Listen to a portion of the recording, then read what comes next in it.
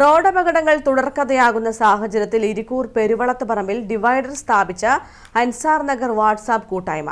വർദ്ധിച്ചുവരുന്ന വാഹനാപകടങ്ങൾ ഒഴിവാക്കുക എന്നതാണ് നാട്ടുകാരുടെ കൂട്ടായ്മ ലക്ഷ്യമിടുന്നത്. ഇരിക്കൂർ കുട്ടാവ് ചൂളിയാട് മയ്യിൽ റോഡിൽ പെരുവളത്തുപറമ്പിലാണ് ഇരുഭാഗത്തുമായി അൻസാർ വാട്സാപ്പ് കൂട്ടായ്മ ഇരിക്കൂർ പോലീസിന്റെ സഹകരണത്തോടെ സ്പീഡ് ബ്രേക്കർ സ്ഥാപിച്ചത്.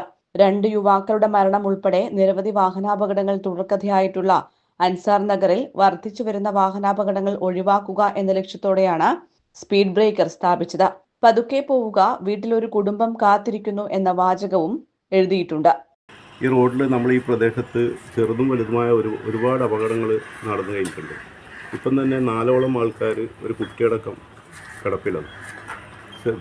മറ്റുള്ള അപകടങ്ങൾ ഒരുപാട് കണക്ക് നമുക്ക് തന്നെ ഇല്ല. അങ്ങനത്തെ ഒരു സാഹചര്യം വന്നപ്പോഴാണ് അൻസാർ നഗർ വാട്സപ്പ് കൂട്ടായ്മ എന്നുള്ളത് നമ്മുടെ രജിസ്റ്റേർഡ് സംഘടനയാണ്.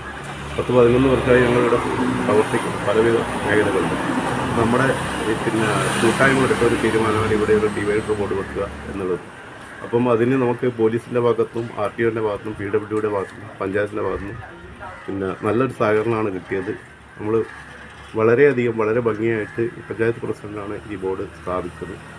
15 വർഷത്തോളമായി പെരുവളത്തുപറമ്പിലും സമീപ പ്രദേശങ്ങളിലും സാമൂഹിക സാംസ്കാരിക ജീവകാരുണ്യ പ്രവർത്തനങ്ങളിൽ സജീവ സാന്നിധ്യമാണ് അൻസാർ നഗർ വാട്സാപ്പ് കൂട്ടായ്മ.